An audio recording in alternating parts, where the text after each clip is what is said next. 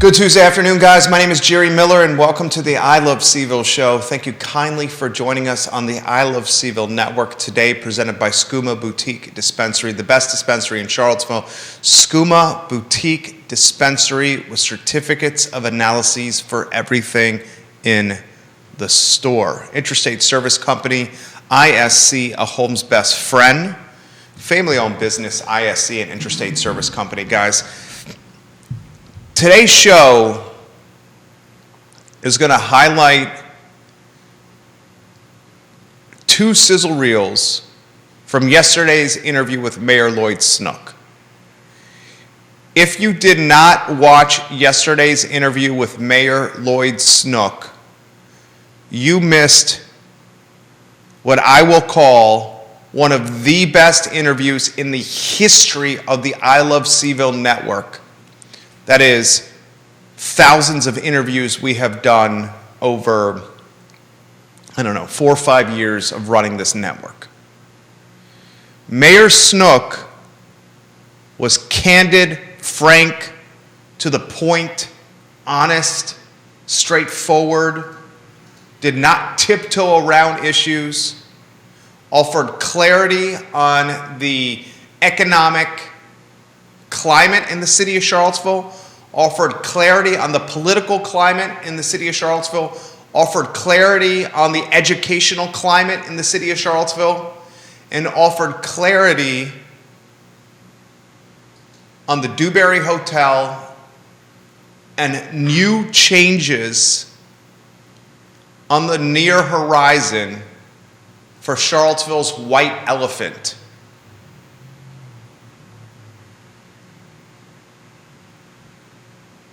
Mayor Snook also offered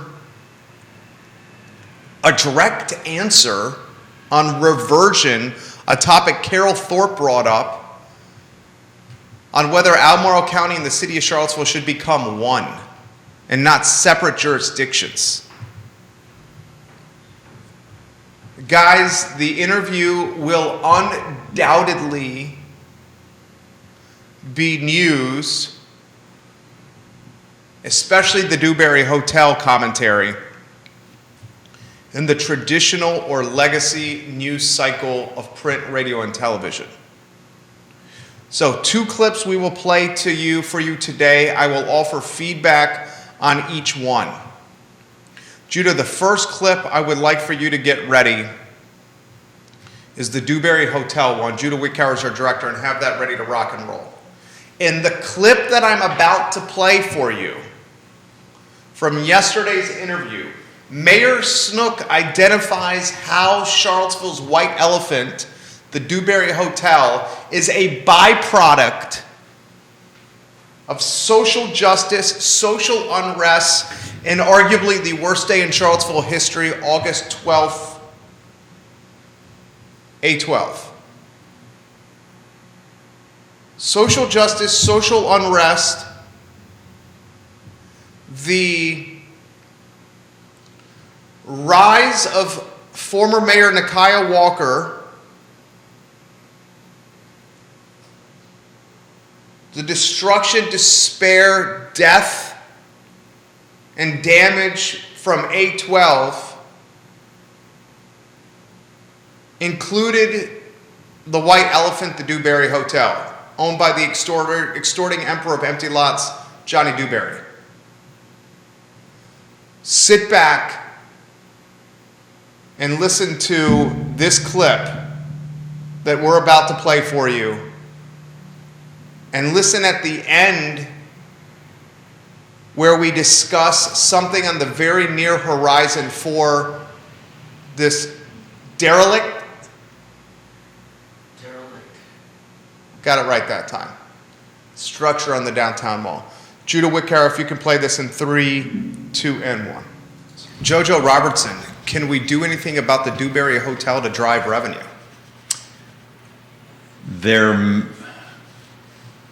I know that there are discussions by people other than me. Is that counselors? No. Okay. On the private side. There have been discussions of things that might happen to get something going with the Dewberry Hotel. if there is a role for the city to play, I can assure folks that there is a strong majority on council wanting to do something to help. Because, we posted something about this on social over the weekend that obviously got traction. Dewberry Bloomberg dubbed him the Emperor of Empty Lots. We've pivoted that moniker to the extorting Emperor of Empty Lots. He's paying his real estate taxes, though. And $65,000 a year. $65K. It's nominal. Right. Nominal. But to Dewberry's point, and I'm not standing up for Dewberry. I think there's nothing that's more hideous about the downtown mall than the Dewberry Hotel. I am not standing up for Dewberry. But the guy's paying his real estate taxes, and structural engineers have assessed the property and said it's structurally sound. Right. So blighted, we have no you have no authority. course of action. Right. Is that fair? There is nothing we can do as long as the building isn't endangering anybody else, and as long as he's paying his taxes. People have said, well, why don't you just go ahead and use eminent domain? Well, you can't. You really can't. Yeah. And even if we did, we'd have to pay him market value for it. And where are we going to find that money? So I think that the answer is that we need to continue to try to encourage Mr. Dewberry to do something about it. If there are ways that we can encourage that more pragmatically, happy to do that. So does that mean tax incentives? And does that get back to our moniker, the extorting Emperor of Empty Lots, that keeps the property so blighted and hideous? I haven't talked to him. I don't know. Okay. Because I would think that would be the extent of what you could do is, and Neil says property owners have rights, even property owners you don't like. And he's exactly right. Right, absolutely. He's exactly right. So I would think that the only way we can motivate Mr. Dewberry of Atlanta, Georgia, former quarterback of the Georgia Tech Rambling Wreck, who grew up in Waynesboro, Virginia, the only way we can motivate him to do anything with this property, because he's already promised it would happen after his Charleston Hotel was finished. And the Charleston Hotel's been done for some time. But the only way we can incentivize him is by saying tax incentives here, and you have a time constraint of this to get these incentives. Is that the only leverage you all have? Let me just say, stay tuned. Okay, so I have to ask a follow-up to this. And I'm not going to be able to give you any detail. All right. But my guess is in the next few weeks there will be something happening that you will want to say, that's kind of cool. Okay, so Lloyd, in our business, Mayor Snook, in our business, that's called a teaser. That's right. Was that a tease of what's on the horizon? I know that there are folks who are working with Mr. Dewberry on the private side. I don't know where that's going to lead, but I expect at this point something will happen within the next month. Okay, I got to say this. Media that's watching, Neil Williamson that's watching, that's potentially breaking news right there. And we'll leave it at that. And I have too much respect for this man to continue to push on this topic. But it seems like, and there's no one more connected than Mayor Snook on this. Just understand, this is not the folks who are working on downtown Charlottesville things, and there are a lot of people who work downtown who have the desire for the downtown situation to improve. Some of whom are willing to put substantial amounts of their own money into making it happen. Some of them have been trying to move these various balls forward. I don't know that the city has done anything at this point. I don't know whether, certainly they haven't been doing it through me, but then there's no reason they ought to be doing it through me. I'm just saying, we've known for a long time that one of the things that is important to the Dewberry folks is that I don't want to trivialize this, but it's a matter of simple respect. That the vote in 2017 was essentially a stab in the back. Well, and I hate to bring this up here, but, and this is me saying this is not you saying this. Mayor Mike Signer at the time led a charge to negotiate a parking agreement with the Water Street parking garage. Right. And that parking agreement with Mayor Signer at the time really motivated and incentivized Mr. Dewberry to do something with this project, specifically a high-end hotel. And if memory serves correct, now Councilor Michael Payne got involved with that and convoluted that agreement to the point of it dematerializing. Well, and a little more history. In March of 2017, Council had given preliminary approval by a 4-to-1 vote for this project, for this deal to go through. The parking agreement. A parking agreement. Also, there was going to be some rebate on taxes for the first 10 years or something like that. A partial rebate, not a complete, but some discount on it, basically while the hotel got up and running. Come now to December of 2017, and the vote is coming up for what I think everybody thought was going to be a routine reaffirmation of the earlier March vote. And at that time, for some reason, instead of being 4-to-1 in favor, Councilor Bellamy, Dr. Wes Bellamy, and Bob Fenwick both changed their votes. And I've gone back and I've watched the video again, and Mayor Signer is thinking, surely, it was a slam dunk. It was a slam dunk that Kathy Galvin made the motion, and he was fully expecting, as had happened 9 months earlier, that Councilor Bellamy, or Vice Mayor, I guess at that point, Bellamy, or Bob Fenwick would second it. Nobody seconded it.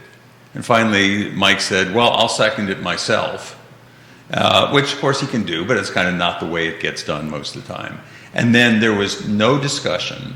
There was no explanation of why Wes Bellamy or Bob Fenwick changed their votes. They just voted no. And at that same meeting, when it was on the docket, on the agenda, then Councilor-elect Nakia Walker stood up and made made a speech or something, a comment about it. Michael Payne was very much against the deal, and there was it was really being drawn as an equity issue. That's exactly how I remember it. Why are you giving breaks to this rich, out-of-town white guy at a time like this? And that was also, if I remember correctly, it was also the meeting when that day it was announced that Al Thomas, the police chief, was resigning under pressure, presumably.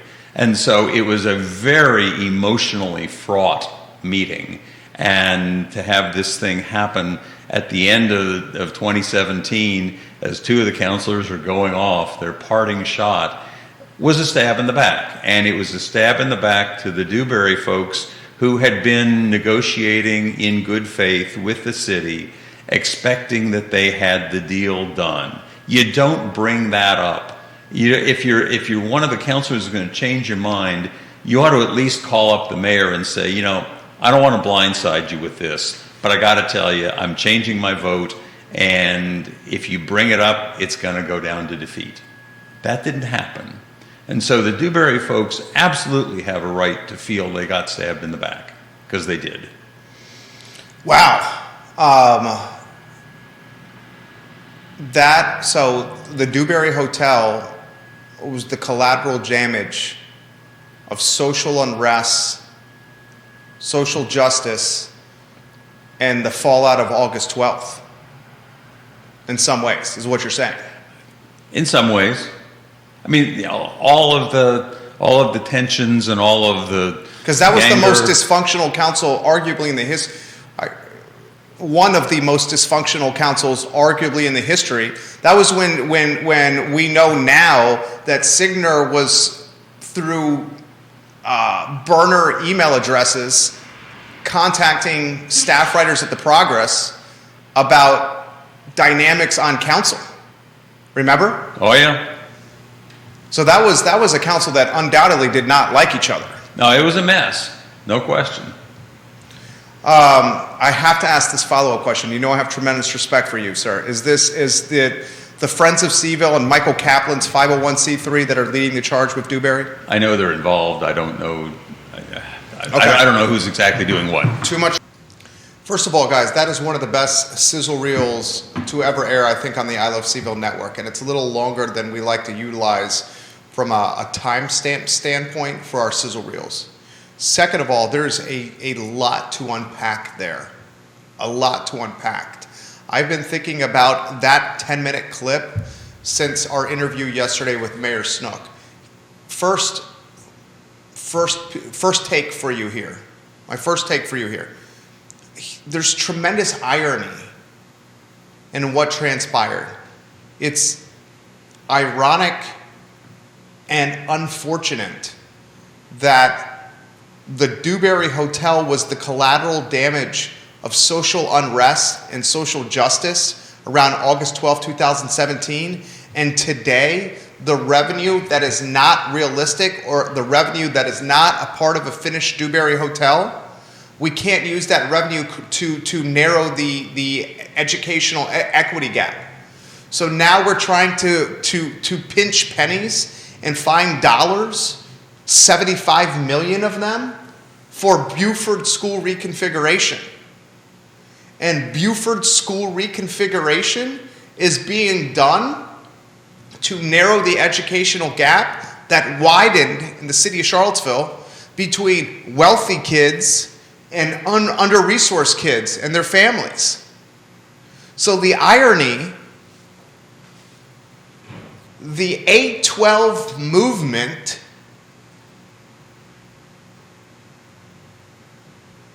the attention that Nikiah Walker,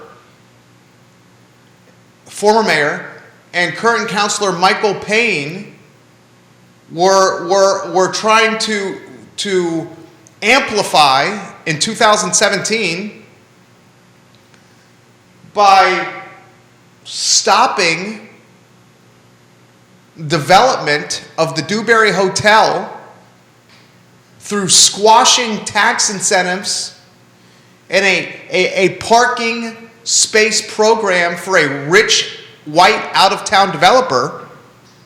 That effort from 2017, in the namesake of social justice and equity,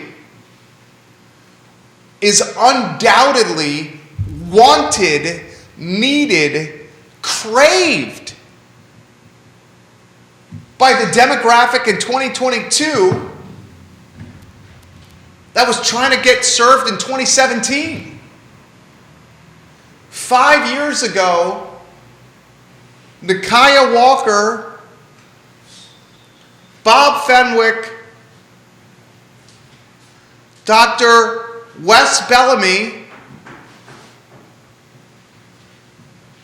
and current councilor Michael Payne led a charge to prevent tax incentives and a parking space agreement with City of Charlottesville, an agreement authored by Mike Signer, then the mayor, with a white, wealthy, out-of-town developer. They halted it. Fenwick, Bellamy, Payne, Walker. They stopped it 5 years ago. In the namesake of social justice and social equity and narrowing the wealth and equity gap in this town. Now, nearly 5 years later in 2022, that same town and many of the same players wish they had the millions of dollars in tax revenue from this hotel and its rich, white, wealthy, out-of-town developer that they could utilize for school reconfiguration to serve the under-resourced community in the city. That is bitter irony. Bitter irony.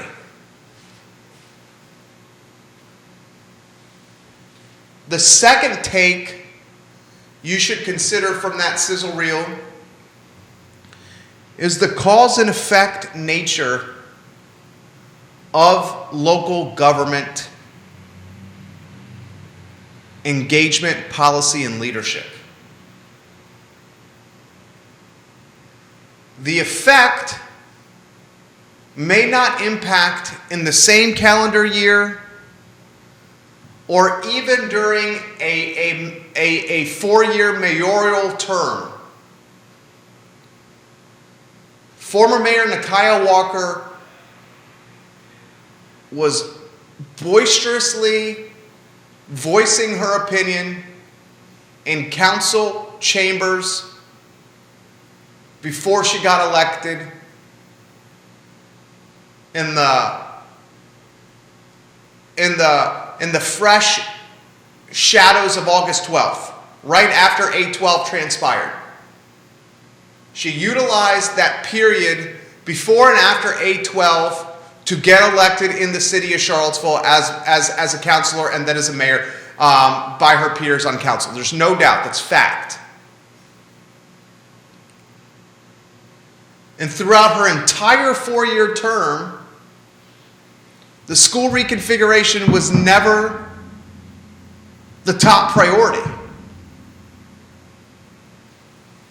She leveraged the narrative with other people, mind you, not just her, but with other people. She leveraged the narrative of white, rich, out-of-town developer building a luxury hotel that will not serve or offer any quality of life for the under-resourced population in Charlottesville that has been neglected and disregarded for generations. And today, in 2022, nearly 5 years later, we would, as a community, proverbially grovel and beg on our hands and knees for that money from that project instead of the meager $65,000 a year we are getting for the white elephant of Charlottesville, the skeleton we call the Dewberry Hotel. Think about that. And then the last take I had after listening to that sizzle reel now 4 times was the attention our mayor offered in what we call in the business a teaser, what's to come, foreshadowing in the literary sense that something of progress and merit is on the near horizon for the Dewberry Hotel.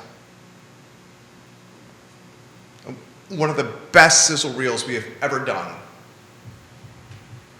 on this network. We'll get to some comments. This is from Jason Howard. Mayor Snook mentioned on your program yesterday compensation increases to remain competitive and retain staff. With a 12% increase in city assessments and a 10-cent advertised increase to tax rate, do you see tax increases for city residents in years to come to recruit and retain teachers and other public servants? Trying to understand your question here, Jason Howard. With a 12% increase in city assessments and a 10-cent advertised increase to tax rate, he asks, do you see tax increases for city residents in years to come to recruit and retain teachers and other public servants? The tax increases, perhaps you wrote, maybe I'm misunderstanding your question here. The tax increases for city residents will do the opposite of recruiting and retaining teachers and public servants. In fact, there's a statistic that's been prevalent and well known that over 70% of City of Charlottesville employees cannot afford to live in the city of Charlottesville.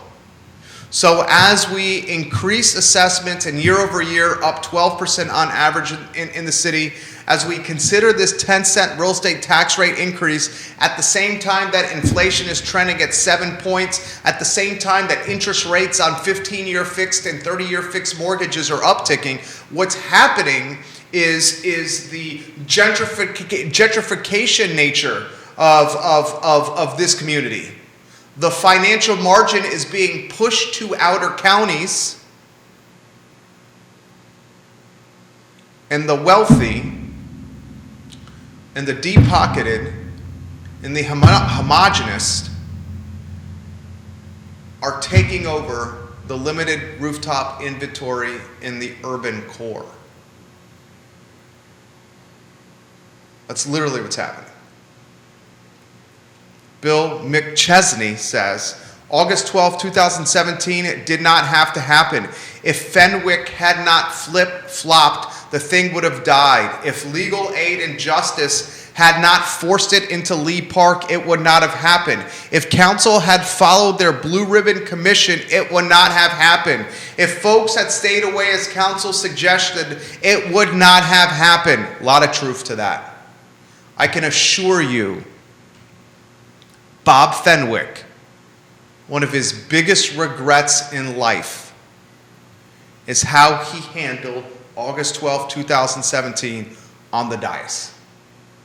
I can assure you, Bob Fenwick has tremendous regrets on how he managed as councilor one of the most disturbing, demoralizing, depressed, downtrodden, dark days in Charlottesville, Virginia's history.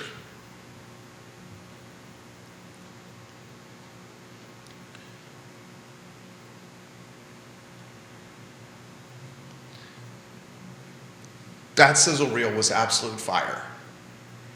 The entire interview is on ilovecville.com, and from start to finish, that entire interview was absolutely loaded with knowledge. And I'll say it once, I've said it hundreds of times on this network, and I'll say it again. Of the 5 folks that are on the dais right now, Snook is the guy that should be the mayor. I want to play another clip from yesterday's interview. This was a question asked by Carol Thorpe. And Carol Thorpe, someone tell Carol Thorpe we're giving her some props here.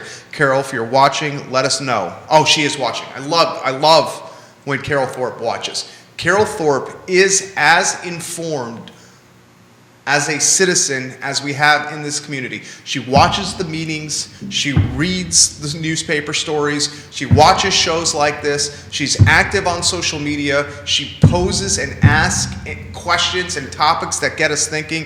CT Carol Thorpe. Carol, where I think I mentioned this in the past. Where do you currently live? Because you don't have to give me the exact address. And I've asked you this in the past, I will not forget. I want to give you a moniker, the queen of something in Charlottesville. Whereabouts do you live? In Central Virginia. Please put it in the feed. She leaves this comment, and get ready for her sizzle reel, please. Thank you for holding the negligent quartet of Bellamy, Walker, Fenwick, and Payne to account. This is what happens when elected officials arrogantly and selfishly succumb to their own petty political peeves rather than governed with vision and sound financial sense for good stewardship of the community. And she's Jack Jewett. Carol Thorpe, I won't forget again. The queen of Jack Jewett, Carol Thorpe. Thank you for participating in the show. Thank you for participating in the show. I sincerely and genuinely mean that. Please know, from the bottom of my heart, I am grateful for your participation in this show. Do you have the sound ready to rock and roll here? Okay, so I'm going to set the stage for this topic here. This sizzle reel, the premise of the reel is the unification, the reversion of the city of Charlottesville and Albemarle County becoming not 2 separate jurisdictions as they are now, but becoming one jurisdiction for the thinking of economies of scale and vertical integration, lower overheads, less police force, 1 police force instead of 2.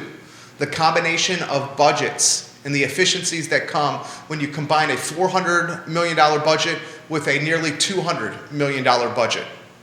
Same public transportation systems. 11 counselors or supervisors, 6 from Albemarle, 5 from City of Charlottesville. Same public works.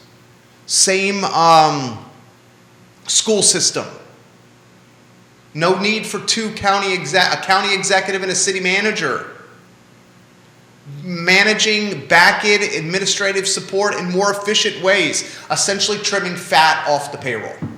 And not only trimming fat off the payroll, but diminishing infrastructure, overhead, and as a positive byproduct, relieving regressive tax increase strategies and tactics from the citizenry. I have a hard time with that word. Say it for me. Citizenry. Citizenry. Just call it citizenship. From the citizens. From the citizens. You got that sound ready to rock? All right. This is, listen to this, please listen to this. In 3, in 2, in 1. Take away sometimes. Sure. Carol Thorpe. This is revenue sharing and the merging of municipalities. Is it time for revision of the city of Charlottesville into Albemarle County? Is it no longer tenable, affordable to operate 2 separate school systems, police departments, governments, etc.? Instead of reversion, she means, excuse me, on that, Carol. I mean, you're a city guy. I would imagine you're opposed to this perspective.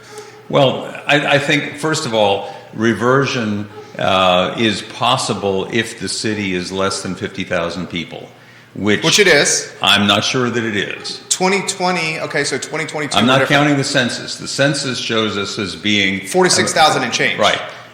If you ask Weldon Cooper, they would say it's over 50. They would say that there is a severe undercount, particularly of people, university students, because of COVID. And I haven't looked at the statute recently enough, but I suspect that they would rely on Weldon Cooper data. But that's neither here nor there. So if we did a reversion of some sort, and we were to then get into the business of drawing boundaries for everything, the city would be roughly 40% of the combined city-county. If we had a board of supervisors of the new Albemarle County or of the new city of Charlottesville, however you want to characterize it, it would probably have to be 9, 10, 11 or so members. The city, when we last talked about this 30, 40 years ago, the city was very Democratic, the county was pretty Republican. Now they're identical. Now it's pretty close. Yeah. So I don't think there would be quite as much pressure as there was before, or people saying in the county, good Lord, no way I want the city polluting our Republican majority here. And the city would not sit there and say, we don't want to be beholden to those county aristocrats. I'm not sure that would be the same this day. So are you saying or alluding to that reversion is something we should be discussing? I certainly wouldn't say likely. Okay, I would say if somebody wants to discuss it, it would be an interesting conversation to have, and I wouldn't be opposed to having a conversation. But I'm not sure that I'm a fan of it. As with most things, I'd like to know more. Because from a businessman's perspective, then you could have the same school bus system, schools on the same budget. You wouldn't be negotiating against each other to keep teachers. Same police force. 11 people, 5 on council, 6 on county, and leadership representing their own various jurisdictions or wards. I mean, it's not the craziest of ideas. No, it's not the craziest of ideas.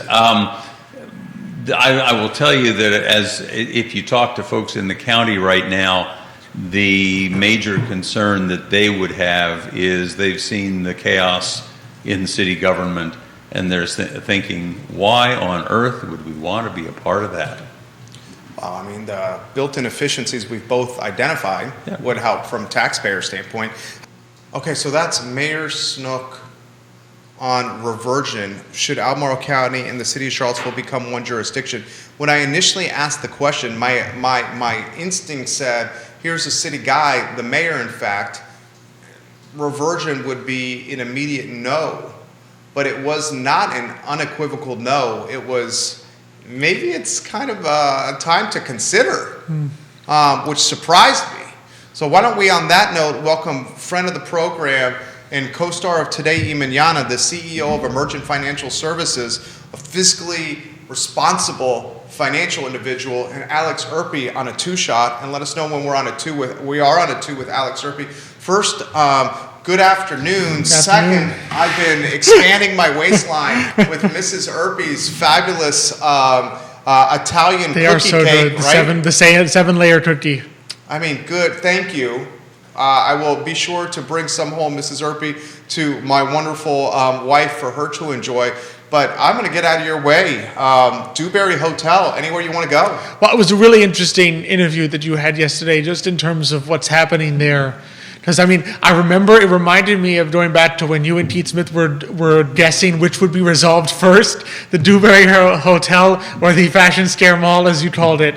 And, I mean, hope has certainly improved for the Dewberry Hotel to come out ahead of that race as to which would be resolved first. And to your brother's credit, Nicholas Urpí, if you're watching here, and I hope I'm not speaking out of turn here, but a 501c3, which perhaps you guys may be included, or I don't. We don't need to go to. Nick has met, I think. Nick has. I mean, a 501c3. Michael Kaplan's Friends of CVille 501c3. I asked Mayor Snook about this, and he said Friends of CVille 501c3 are involved. I would encourage everyone to Google Friends of Charlottesville and then space Michael Kaplan, Caplin, and you will see a website that'll eventually show up that you can find. Is it just Friends of CVille? Nick, if you're watching, let me know the URL, because I'm literally doing this on the fly. Give me a text message if you can, CMO. Keep talking to us, Alex Urpí, please. You know, I mean, I think it's an interesting prospect. Is it, at some point, this reminds me of, if you think about baseball, the thing that's called sunk cost. Like you sign a really high-priced player, and then they start not performing well. At some point, right, you can either keep playing them, saying, even though it's hurting my team, I already paid him all this money, I have to play him, or you say, it's a sunk cost, I already lost the money, it's time to move on and get another player. So at some point, you sit there and you've got this third world country looking hotel here, right? And you either sit there and say, oh, I'm so upset that this happened. How could he not do anything here? But I refuse to do anything about it because it's unjust that he won't fix this hotel. Or you can say, this hotel is a sunk cost. What can I do to move forward from here? And it sounds like maybe we're reaching the phase of, all right, what can we do to move forward from here? Because us being at a standstill with the owner of that hotel doesn't benefit the city at all. It doesn't benefit anyone living here to be sitting here with that there because of the fact that he should have done something about it years ago. It's a sunk cost. You got to move on and see, okay, what can be done given the current situation that we have. Multiple people texting me about the URL shows how smart the viewers and listeners are. Yeah, it's friendsofcville.org. Friends of CVille, that makes sense. 501c3. Friendsofcville.org, and I'm looking at the participants involved with this 501c3. Charlie Lewis, a massive downtown property owner, inherited a lot of property from his father. Yep, a great man. I believe. Well, the Chuck Lewis Passion Award that we give is in his father's honor. Okay, so give me some insight there, Chuck Lewis. Oh, and he was a fantastic gentleman. And what I think what really strikes people about him is that he cared a lot about the area that he was in. I mean, and talk about a man who worked himself up through multiple businesses too. It's not as though he just appeared and started having all this property. I mean, he worked himself up through numerous businesses to be able to get to the point where he had the property. And Charlie just does a great job caring about the community management, being involved. Owns property on either directions of the mall, most notably known for York Place. Ludwig Kutner a part of this. He's the campaign vice chair. Kaplan's the co-chair. Kutner's the vice chair. Yes, Ludwig of X Park fame and of the terraces, the owner of Kaspari, the property, not the business.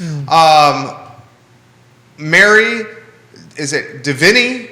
I love Mary at Tool Jewelers. She owns that she's building. fantastic as well. Fantastic. Don Garlick, Keith Woodard on this, downtown property owner Keith Woodard, Alex Garvin, an urban planner, not urban renewal, but urban planner. So, dude. It made sense. I mean, just think about it. I mean, this affects so many people. This affects just everything around the downtown mall, whether you're a property owner, whether you're a small business owner. I mean, you want to be drawing people to downtown. And that hotel, that shell of a building, pushes people away from downtown. It's as simple as that, right? That doesn't attract you to downtown. If anything, it pushes you away. And so you sit there and say, you know what?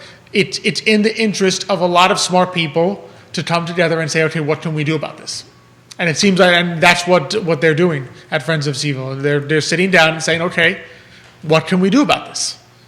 I mean, I am so excited for this. And for Mayor Snook for putting this on everyone's radar. We're appreciative. I'm going to ask you about Reversion here in a matter of moments. On LinkedIn, the fabulous Lee Elberson, the CEO of Claiborne Education. Another fantastic guy. A-plus guy. A++. Lee, I'm going to message this on air. Will unification, vertical integration of the two jurisdictions help make it more equitable for our community? Specifically, will it impact affordable housing? You want to touch on that? I have some takes on that. You want to touch on that, Senor That's Urpi? an interesting prospect. Because, I mean, as you've discussed, right, at least some of the affordable housing issue obviously is red tape, and some of it, of course, is zoning. Or at least, and you didn't even go past affordable housing. As we know, there's some Albemarle issues in terms of entrepreneurship and zoning, as we know from the past, and at least that issue with the brewery from some years back. So it'd be interesting because obviously people who live in Charlottesville and people who live in Albemarle but do business in Charlottesville have a bit of an incentive, right, to have, not incentive, I say they have an interest in what happens in Albemarle County, to put it that way, right? Because a lot of the businesses in Charlottesville will employ people who have no choice but to live in Albemarle, because Charlottesville as an actual city limit is so small. And I think vice versa. I think there's people who technically live in Albemarle, but we have an interest in what happens in Charlottesville because our businesses are here, our clients are here, the people we serve are here. And so I think that's an interesting perspective that those people are going to want to say in what happens in Albemarle, and vice versa. People who live in Albemarle may want to say in what happens in Charlottesville, which right now, the way it's currently constructed, there is no mix. I mean, you have a say in terms of maybe your ability to speak and so forth, but in terms of your vote, it's two distinct localities. So, great take. Here's my take. Lee Elberson, CEO Claiborne. Multiple comments coming in on the reversion topic, the unification of the county and the city. So, the county yearly budget to run the jurisdiction is like $400 million. The Charlottesville yearly budget to run the city is just over $190 million. For the sake of conversation and simple math, let's call it $200 million and $400 million. So that's $600 million to run the two jurisdictions. If you, in some ways, if you unify the two jurisdictions, the yearly budget should go down. Yeah, what percent is overlap? There's overlap. Exactly, that's the word I was going to use. You could have one police force. You could certainly trim from administrative staff standpoint, from a public transportation standpoint, from a public works standpoint, from an overall governance standpoint.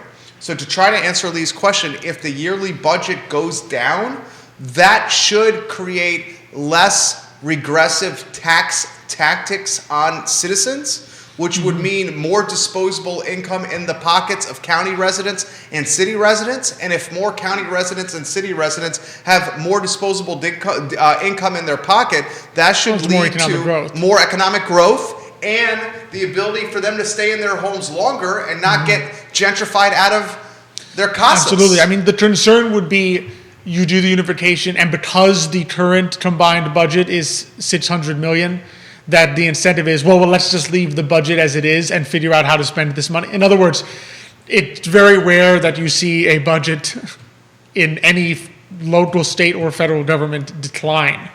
So the only concern would be you do the unification, and now it's, well, now we've got $600 million to work with. What new projects can we do to fill up? What new positions can we create to fill out the 600 million? Because we're only spending, let's say the overlap is 100 out of the 600.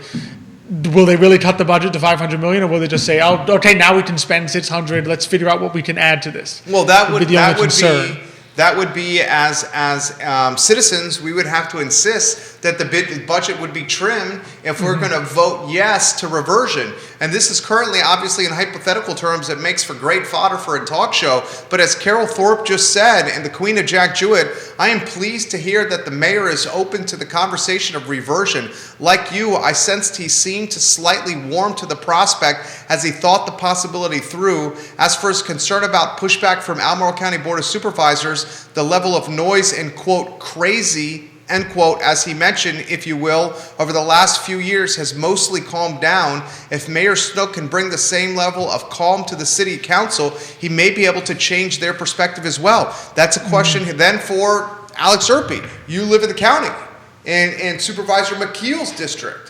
Is that Jack Jewett? That's just Jewett, I think. That's Jack Jewett. So Carol Thorpe, Queen of Jack Jewett. Same we may have the Prince of Jack Jewett right here, and Alex Urpí, who may now have a new moniker. Antonio Banderas of Finance is now the Prince of Jack Jewett. So, Prince of Jack Jewett, are you opposed to reversion because of the craziness associated with the city of Charlottesville brand of late? That's a really good question, because I think obviously things have definitely seemed to have improved, and I think the new city council has definitely helped in this regard. And so, I mean, you'd like to see maybe a little more time pass, make sure that the calmness, I mean, certainly it's a much steadier set of hands at the wheel in Charlottesville than 6 months ago, to be sure. And I think that's a legitimate point. I mean, from the county's perspective is, do you want to be connected? Right? Do you want to be connected with something that certainly in the past has not been managed well? So your fear is like, if you make that connection, does mismanagement now spill over to the county, or does the combination result in better management in Charlottesville?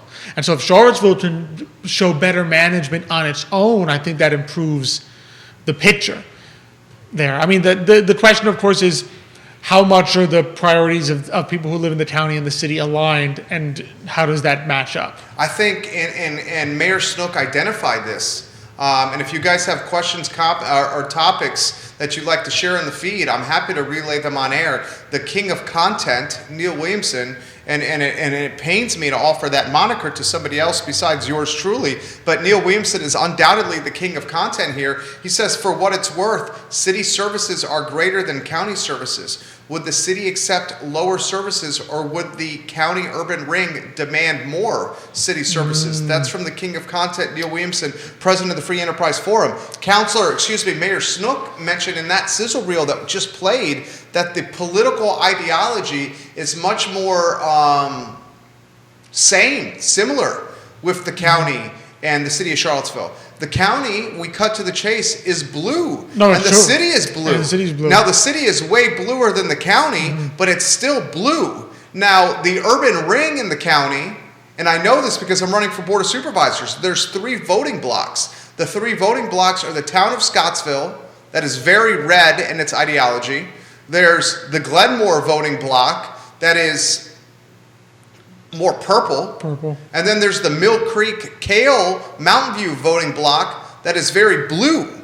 Okay? So the urban ring, the ring right around the city, is very blue, and it makes sense because of its proximity to the university and the city.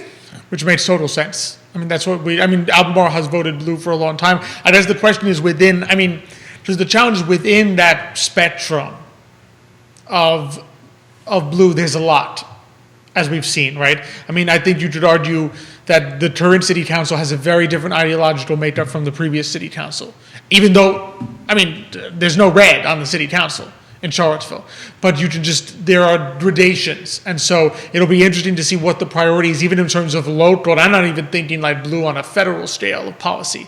I'm just thinking on local policy, what are the gradations between things that are, and like you just said, things that are priorities for a county over a large area, and things that are priorities for a city, which is a more concentrated area. Because like you just said, I mean, are you going to have the further out areas of Albemarle County saying, well, we want some more services now? And would you have Charlottesville saying, well, we don't want our part of the budget going towards services out in Scottsville? So Scottsville, to Queen of Earlysville, Vanessa Parkhill is watching. In Earlysville, Earlysville very darn close to the Greene County line, pretty far away. Exactly. I mean, it seems that this is an easier, strangely enough, an easier call for the city than for the county, because those distant areas of the county may not want their vote further diluted by throwing the city in there. Well, and also because the city is literally grappling with the financial decision that if it chooses to move forward with the $75 million school reconfiguration project, it freezes the capital improvement project for a decade. For a decade. For 10 years. For 10 years. I mean, good Lord. Ladies and gentlemen, this may be an unpopular statement for some. It's time that reconfiguration changes from reconfiguration to remodeling.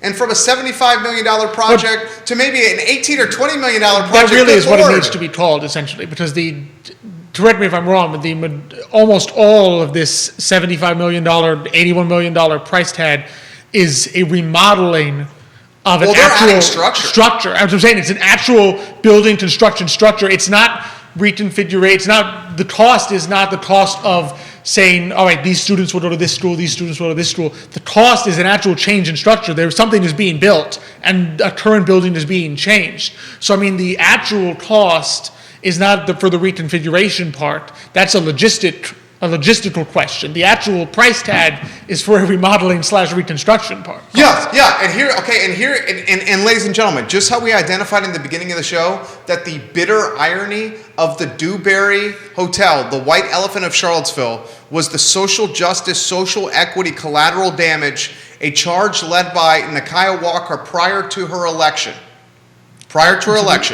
She, I love Councilor Payne. You know I love you. You've come on the show. Councilor Payne, I have tremendous respect for you, Councilor Payne. Tremendous respect for you, Councilor Payne. I'll say it again, tremendous respect. But Councilor Payne undoubtedly was part of the group that led to the demise of the Mike Signer tax incentivized, parking space incentivized deal that would have led to development of the Dewberry Hotel. So the bitter irony is 5 years later, nearly 5 years later, we're begging, like hands and knees on the ground, graveling hat in hand, like the clapping man that walks down the downtown mall or is begging for money at the corner of Barracks Road. Literally, we're begging like that for the tax revenue that could have come from the Dewberry Hotel. So here's my point. Here's my point right here. Are we 5 years from now, in 2027, going to say the collateral damage of a $75 million project, the Buford School reconfiguration, was the kids we were trying to serve, got gentrified out of the community, and now the only kids that are benefiting from school reconfiguration are rich? I mean, that's entirely possible. I mean, if you push people to the point where they're no longer in the county, they're going to be going to schools in other counties. And to the city. They would go into school. Because Buford's in the city.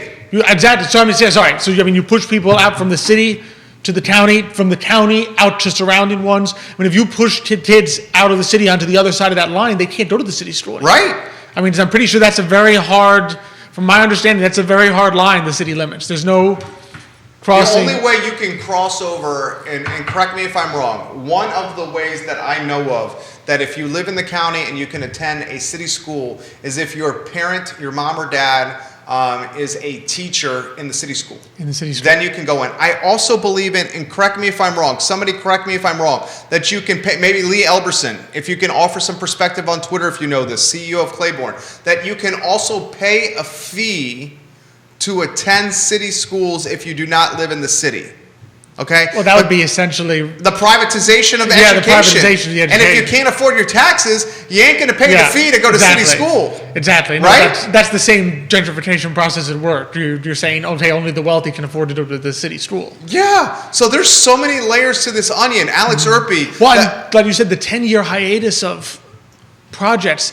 So the issue is you're essentially saying from an economics, right, from a very fiscal standpoint, you need to look in this project and say, because let's face it, to try to raise more money beyond this point with future tax increases is, you don't need to hit a wall.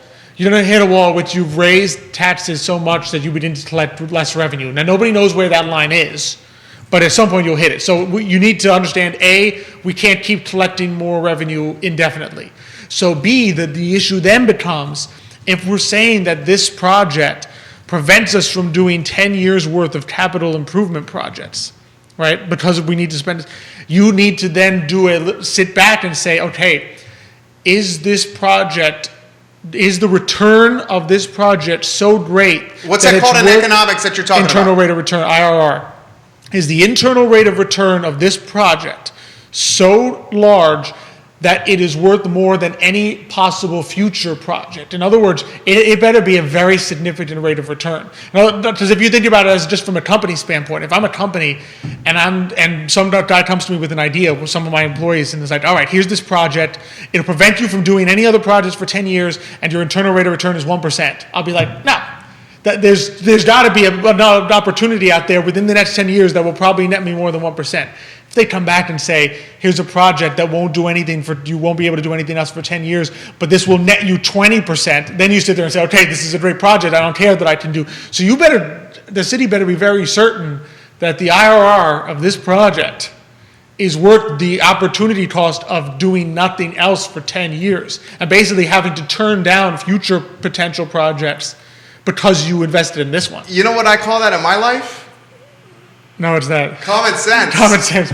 Yeah. Common sense. If I spend $100 on a couple of T-bone steaks and a case of beer and some delicious eggnog, and I don't have any other food to eat for the week, I'm starving, so I don't spend that $100 on some T-bone steaks, a case of beer, and some delicious eggnog. Yeah. I use it for food that can feed my kid and my wife and me. Exactly. And that is called common sense. Neil Williamson confirms, yes, you can pay a fee if you're outside the city schools to attend them. He has friends who did so for their orchestra program. Thank you, King of Content, for offering the show. I see Rosemary Postel is watching the program. We're going to dub the fabulous Rosemary Postel as the Queen of Ivy. Hello, Queen of Ivy, Rosemary Postel, and thank you for watching and participating with the show. The terrifying aspect of this, and this is truly terrifying, is if school reconfiguration is the path that is decided, and the 75 million clip for Buford,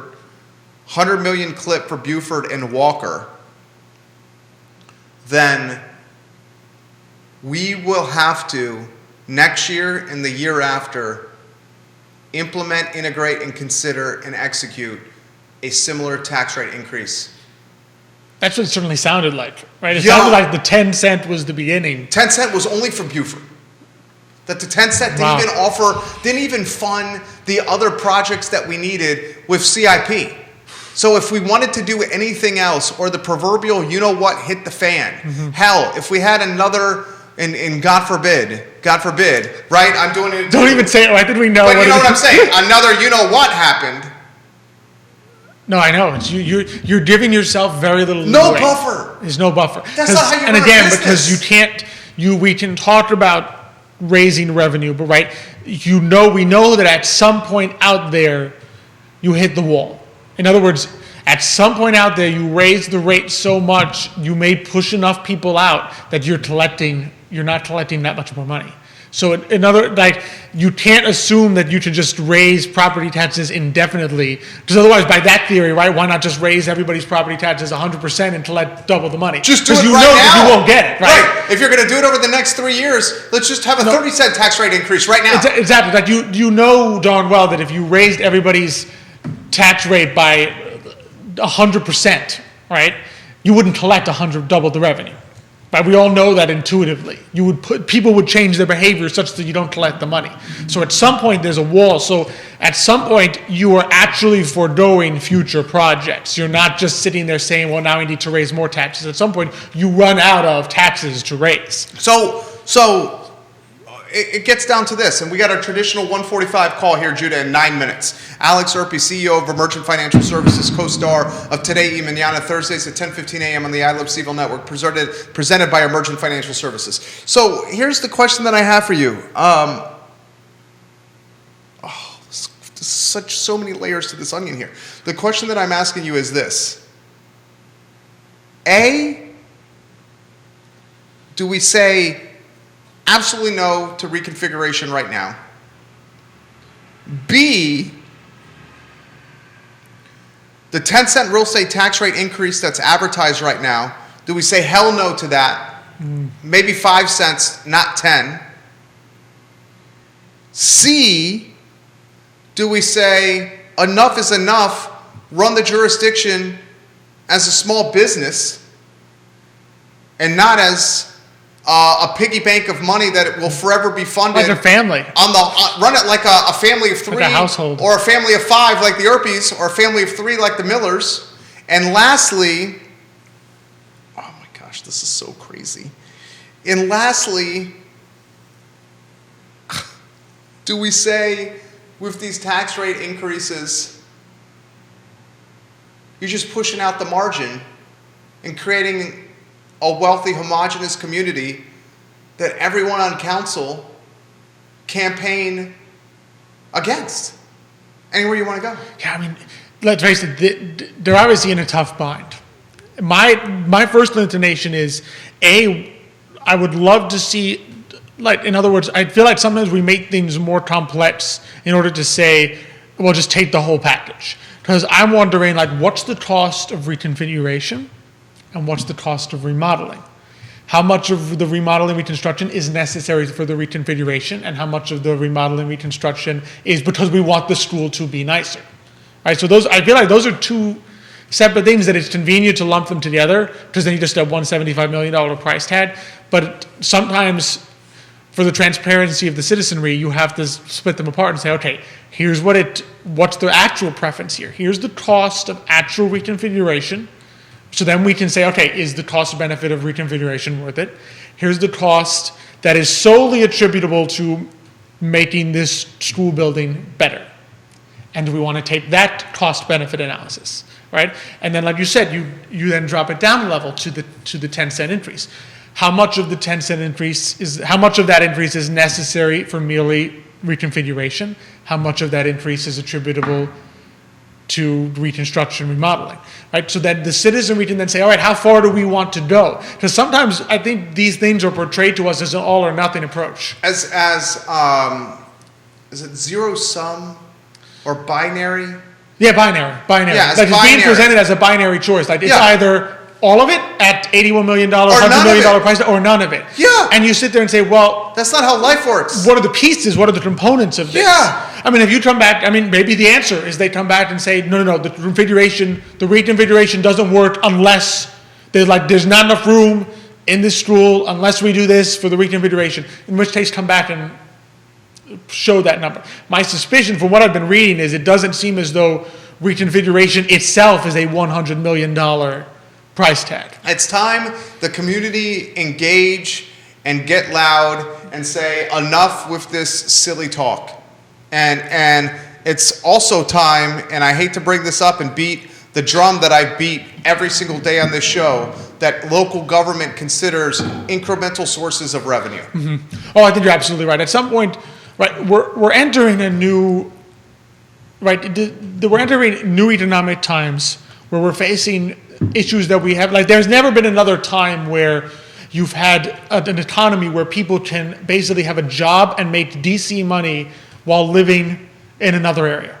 Right? So as we face new challenges, you have to have new ways of raising revenue. You can't just go back to the same old, because like you said, we know what the consequences in terms of the demographics and in terms of who will be able to afford living here will be if you tax the illiquid asset that is property.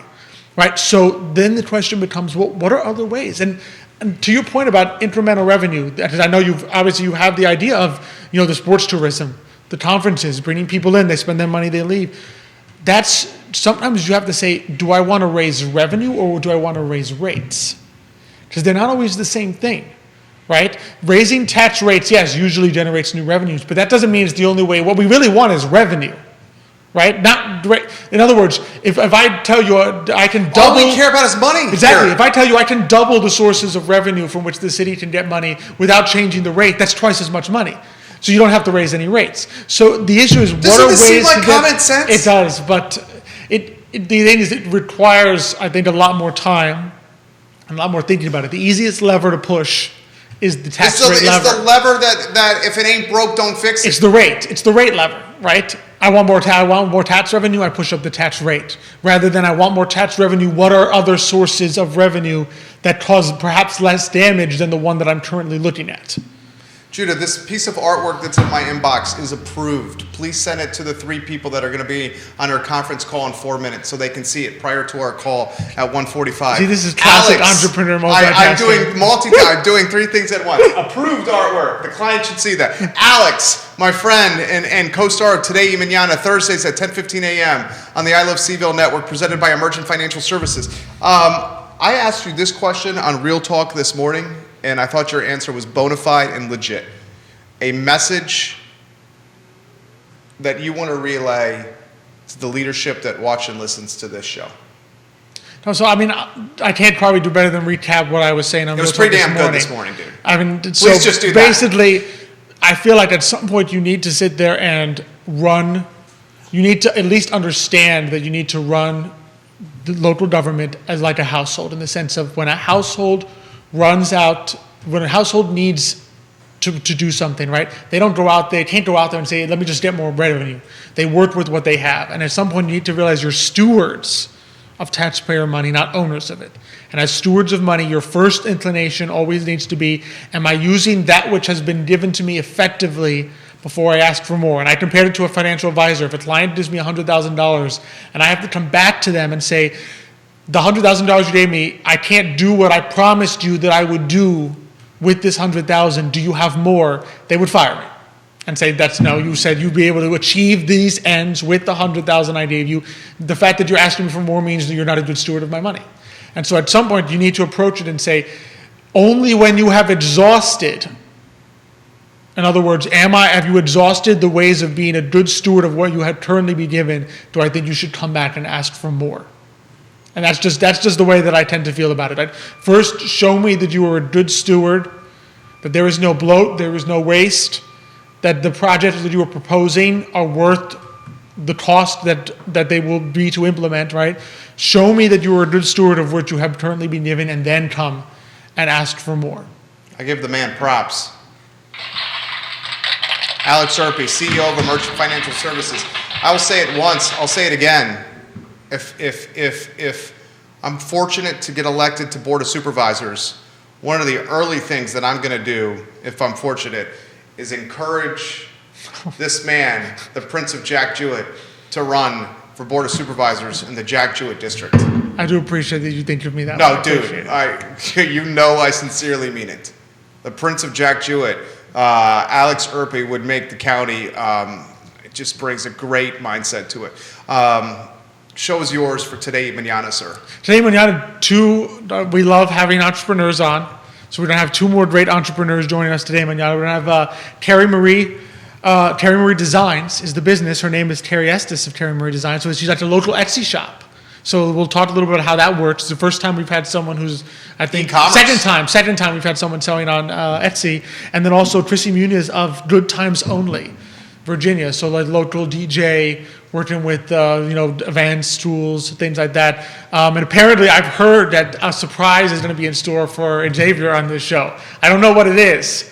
I have not been told that, but apparently... A surprise led by Michael? No, Nicholas apparently knows that one of our guests has a surprise Nicholas for Xavier. having control of the surprises. Yeah, one of our guests apparently... is a nervous yeah, thing. exactly. I know. And Xavier probably said, what on earth? What is my son Nicky apparently doing? he's going to be the guinea pig for one of our guests to show their product. So we'll see. Very cool. The show is phenomenal. It's called Today y Mañana. It airs Thursdays at 10:15 a.m. on the I Love CVille Network, presented by Emergent Financial Services. An absolute dynamite show. Judah Wickhauer, 24 seconds for our conference call. Alex Urpí, you're a phenomenal human being. Thank you. Feel the same way. A+ Phenomenal you, human Judah. being. Love you guys. Great work. This is the I Love CVille Show. Tomorrow, Dr. Eliza Holland and also Dr. Jeff Vergalis. The urgency of normal toolkit doctors, authors, back on the show tomorrow in what should be an explosive I Love CVille show. Dr. Holland and Dr. Vergalis tomorrow on the program. Hasta luego, amigo. Hasta luego. A+. Judah Wickower. That's a wrap, and I'm making the phone call now. I hope you guys enjoy today. Take care. Very well done.